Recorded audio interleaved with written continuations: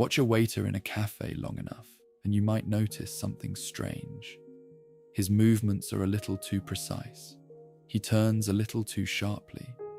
He balances the tray with a bit too much flourish, bends toward the customer a little too eagerly, recites the specials in a voice that is a little too crisp, a little too perfectly waiterly. He isn't just serving coffee. He's performing the role of a man who serves coffee. Every gesture is slightly exaggerated, as if he's playing a character in a film about a cafe, and the character's name is Waiter. A philosopher sat in a cafe in Paris in the 1940s and watched exactly this. And what he saw in that man became one of the most unsettling ideas of the last century, because he realized the waiter wasn't confused about who he was. He was doing something far more deliberate and far more human. He was hiding. He had buried himself so completely inside the role of waiter that he no longer had to face a terrifying fact. The fact that he didn't have to be a waiter at all. That he could, at any moment, put down the tray, walk out the door, and become something else entirely.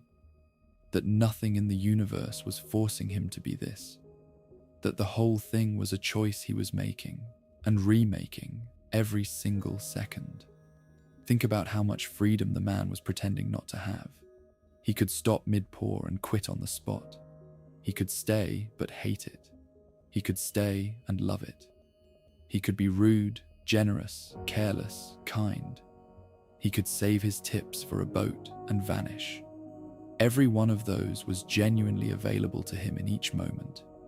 And the exhausting perfection of his performance was, in a strange way, the effort of keeping all those doors shut.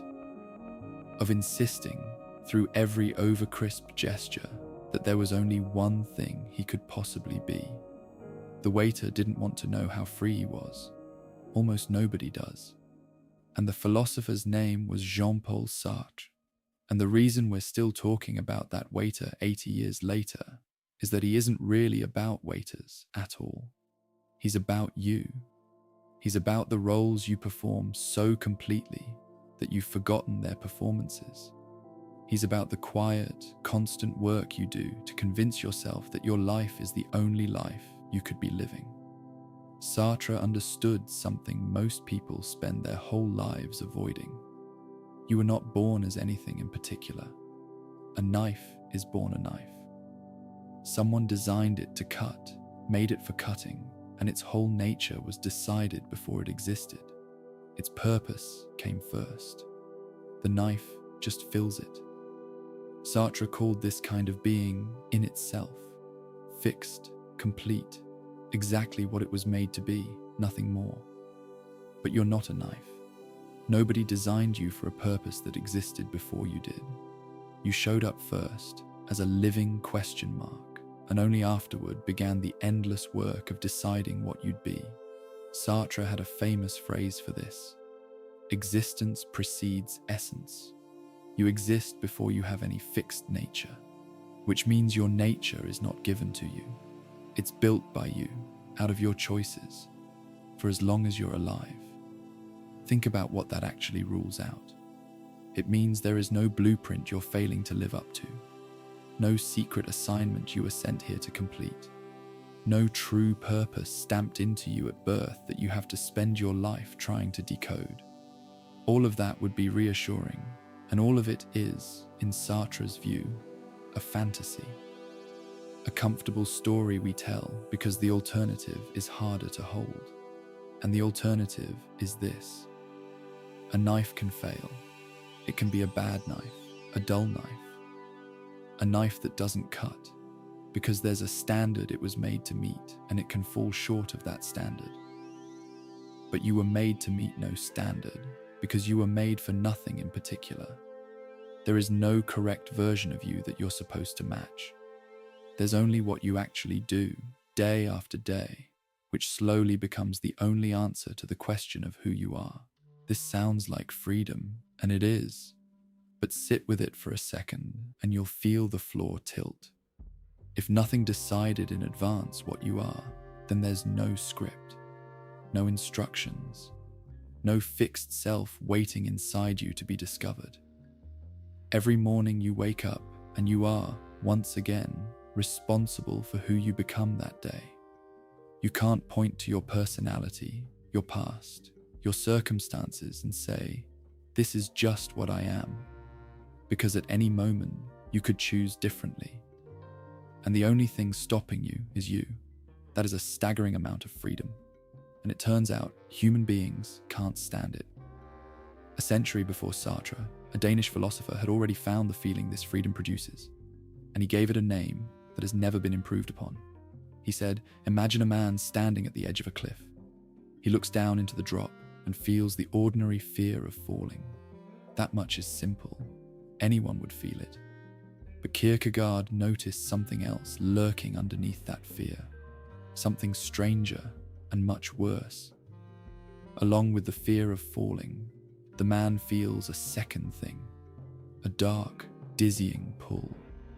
The awful awareness that nothing is stopping him from simply stepping off, that he is free to jump, that his own body is entirely within his command, and the command to leap is his to give.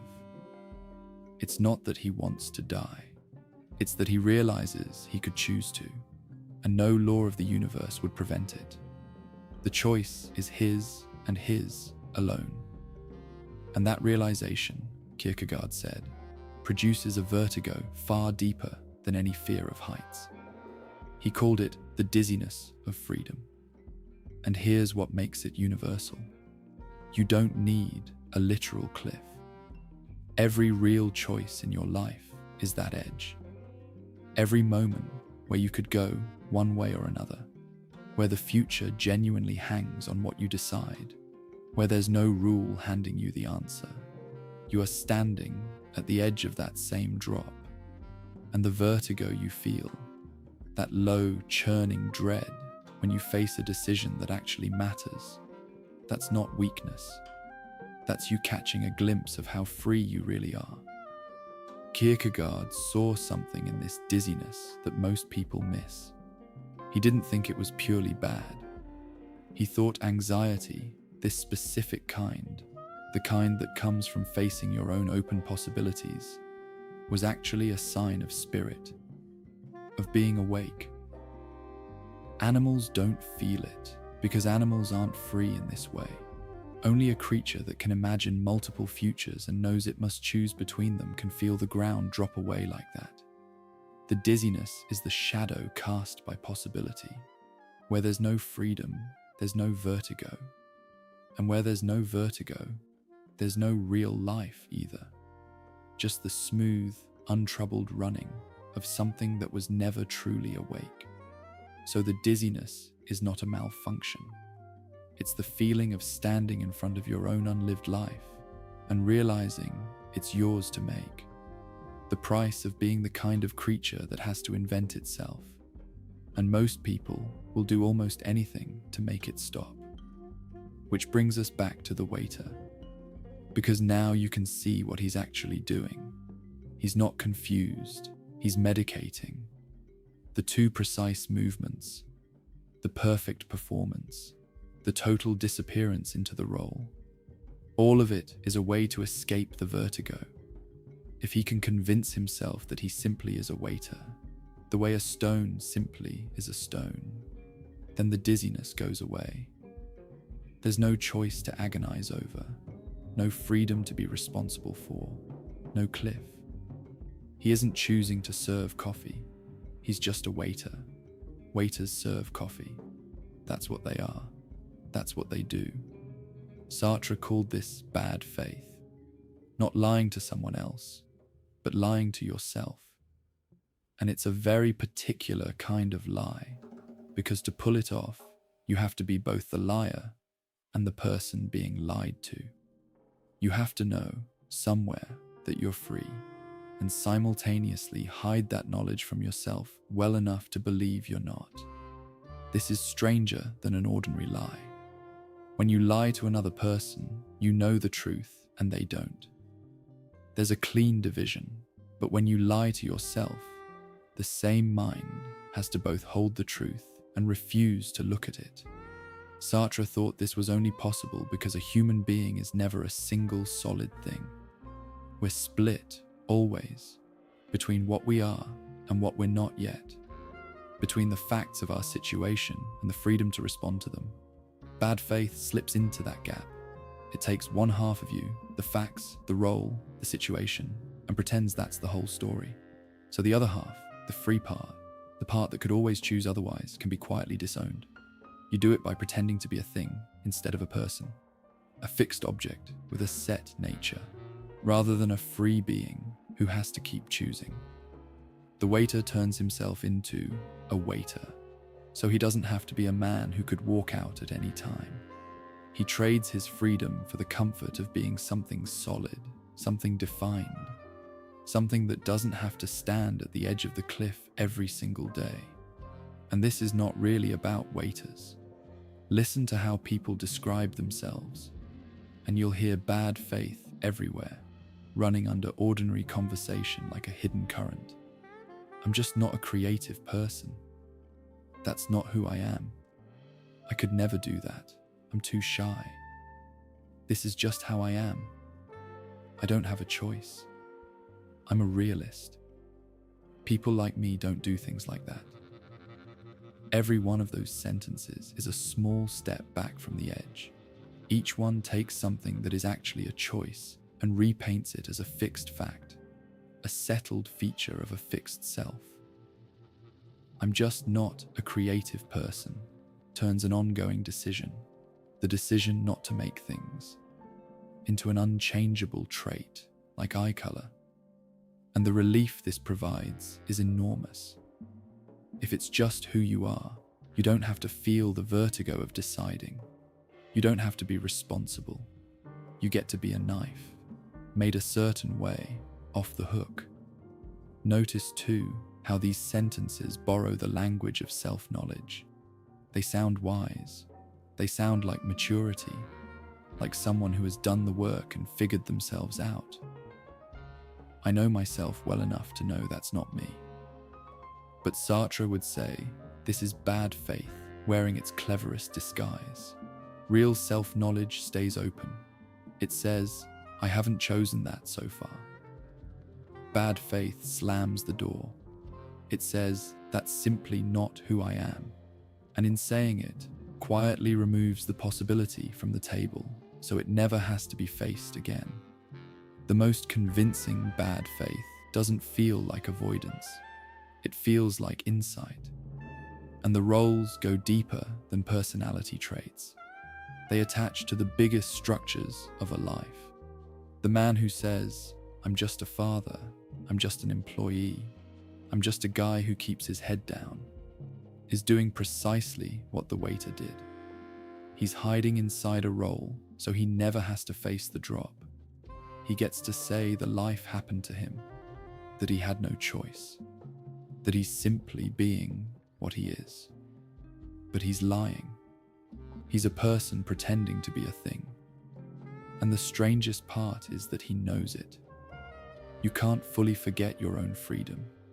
It leaks.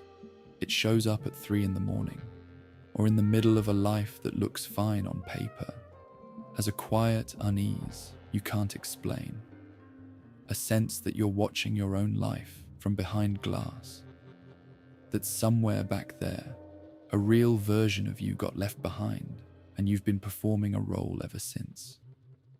It's worth asking where these roles come from, because we don't choose them out of nowhere. Most of them were handed to us so early that we never experienced receiving them. They just seemed like reality. A child learns very fast which version of themselves gets approval and which gets punished. The loud child in a house that wants quiet learns to be quiet. The sensitive child in a house that mocks softness learns to go hard. The child who was praised for one thing and ignored for everything else learns to become that one thing and to bury the rest. Long before you could think about who you wanted to be, a self was already being assembled around you, shaped by what kept you safe and loved in the particular world you were born into. And that early self doesn't announce itself as a role. It feels like your actual nature. By the time you're old enough to question it, it's been running for so long that questioning it feels almost impossible, like trying to doubt the color of the sky. This is why bad faith is so easy and so invisible. The role was installed before you had the tools to notice it being installed. You inherited a script and mistook it for a soul. None of this means you're broken, or that your parents ruined you, or that the self you have is fake in some shameful way. Everyone starts here. Everyone gets a script. The question is never whether you were shaped by forces you didn't choose. Of course you were. The question is whether, now that you can see it, you'll keep performing the script automatically, or whether you'll start deciding deliberately which parts are actually yours. That decision is where becoming yourself begins. And it's a strange kind of decision because it never stops needing to be made. Now we can finally say what becoming yourself actually means. Because it's almost the opposite of what people think. Most people imagine that becoming yourself is a discovery, that there's a true self buried somewhere inside, fully formed, waiting to be found. And if you just look hard enough, meditate long enough, take enough personality tests, you'll finally uncover the real you, and everything will click into place. But if Sartre is right, there's nothing buried in there to find. There is no finished self waiting in the dark. That's just the knife fantasy again. The hope that your essence was decided in advance and you only have to locate it. Becoming yourself isn't discovery, it's creation. And it's not a single triumphant moment.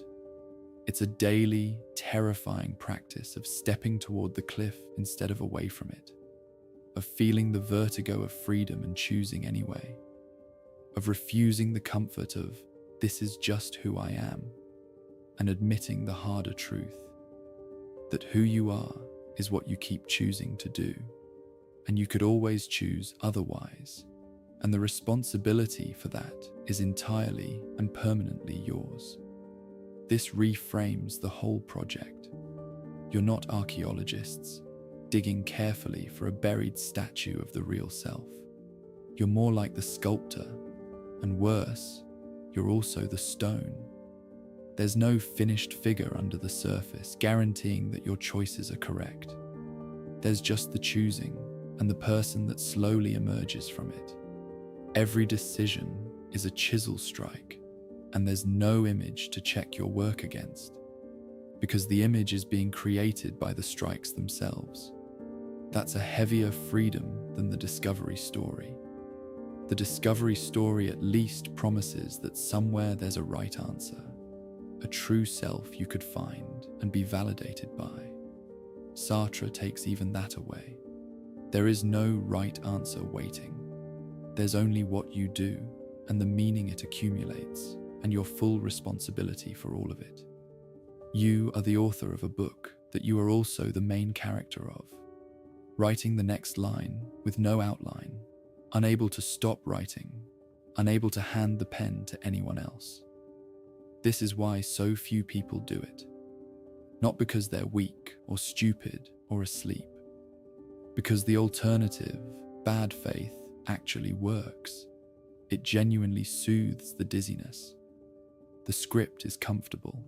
The role protects you. Pretending you have no choice is the single most effective painkiller humans have ever invented, and it's available every hour of every day for free. Becoming yourself means giving up that painkiller on purpose, forever. It means agreeing to feel the vertigo for the rest of your life, because the vertigo is simply what freedom feels like. And the only way to stop feeling it completely is to stop being free, which means to disappear into a role, which means to never become yourself at all. There's a detail in Sartre's story that's easy to miss, and it might be the most important part. He never says the waiter should quit. That's not the point. The problem was never that the man served coffee. Plenty of people serve coffee and remain entirely themselves. The problem was the disappearance, the way the man vanished into the function until there was nothing left of him but the role. He didn't have a job. The job had him. Because you can do almost anything in good faith or bad faith, and the action looks identical from the outside. Two men can serve the exact same coffee with the exact same movements, and one of them is free and one of them is hiding, and you'd never know which from watching. The difference isn't in what they do, it's in whether they know they're choosing it. The free man serves the coffee and knows the whole time that he could put down the tray. He carries his freedom with him into the work. The other man has buried his freedom so he doesn't have to feel its weight. There's something almost liberating in this. Once it lands, it means you don't need permission and you don't need a dramatic escape to begin becoming yourself. You don't have to wait for the right circumstances or the grand gesture.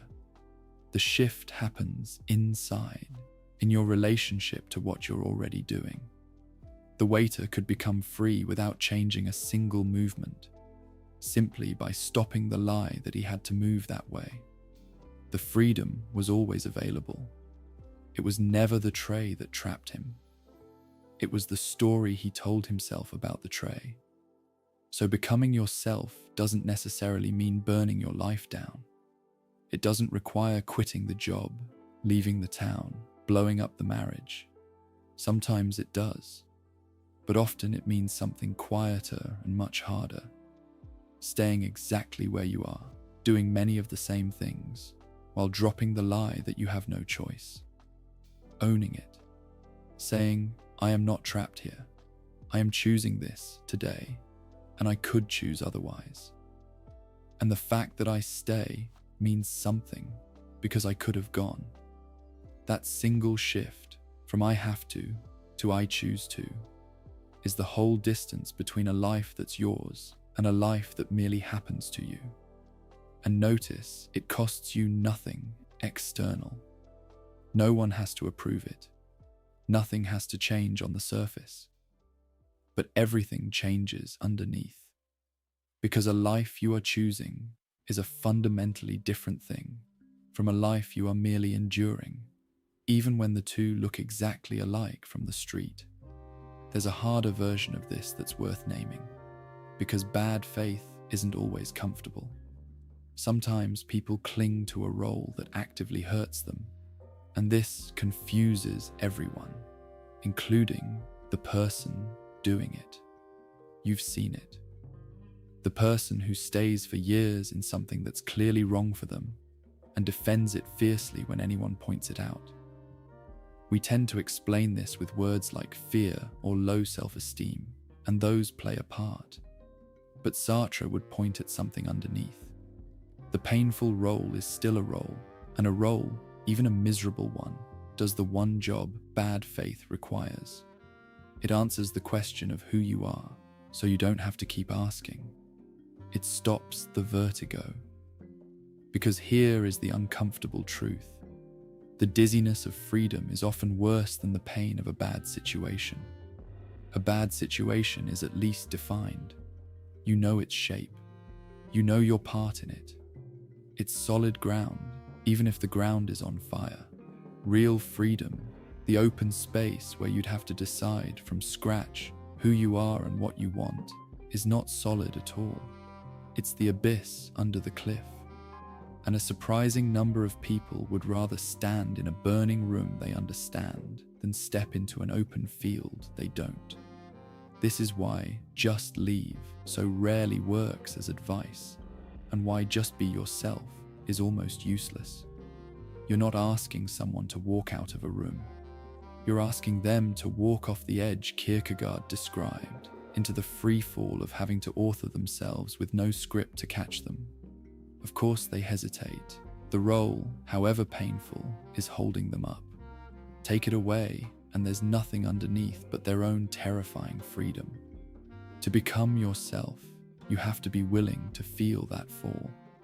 Not once, whenever the question comes back, which is the thing almost no one signs up for. because almost no one is told that this is what the price actually is. It's important to separate this from the version of becoming yourself that gets sold everywhere because they sound similar and they are almost opposites. The popular version says, follow your dreams, find your passion, discover your authentic self and express it to the world. It's warm and it's flattering, and it assumes the hardest part is just locating the real you, after which everything flows. But notice what that version quietly promises. It promises that your true self is wonderful, that it's waiting, and that finding it will feel like relief. It's the discovery fantasy again, dressed in inspirational font. What Sartre offers is colder, and, if you sit with it, far more freeing. He isn't promising that there's a magnificent hidden self who will make you happy once released. He's telling you there's no hidden self at all, which means you're not failing to find something that other people found. There's nothing to find. There's only what you build, starting now, out of choices you're fully responsible for. Your authentic self isn't a treasure buried in your past. It's a thing you make in your future, and keep making, and never finish making. This is worse in one way, because it takes away the comforting idea of a destiny. And it's better in every other way, because it means you are never stuck. A treasure can be lost forever. A choice is available again tomorrow. If becoming yourself were discovery, then people who never found it would be permanently out of luck. But it's creation, which means the door is never actually locked. You can begin at 40, at 60, at any moment you stop performing long enough to notice the tray in your hands. That's the part the inspirational version can't offer, because it's too busy promising you a passion to find. The existentialist isn't offering you a passion. He's offering you something heavier and more valuable. Authorship. Of a life that, for once, would actually be yours. I want to be careful not to hand you a neat resolution, because a neat resolution would itself be a kind of bad faith. A way of pretending this is simpler than it is. Because this is the part nobody likes. This choice never ends. You don't become yourself once and then get to keep it, the way you'd earn a diploma and hang it on the wall. Every morning, the cliff is there again. Every role you play offers, again, the sweet relief of disappearing into it. The waiter is waiting inside all of us, always, ready to take the tray and make the vertigo stop. And every single day, you get to choose, one more time, whether to pick up the script or set it down. Most people, most days, pick up the script. Honestly, so will you, often. The pull toward bad faith isn't a flaw you can fix and be done with. It's a permanent feature of being the kind of creature that's condemned to be free. That was Sartre's actual phrase, by the way. Condemned to be free.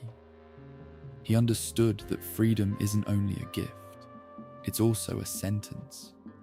You didn't ask for it, and you can't give it back, and you can't ever fully put it down. And maybe that's why the culture is so full of things designed to help us forget it. Endless entertainment, endless noise, endless identities to slip into, ready-made.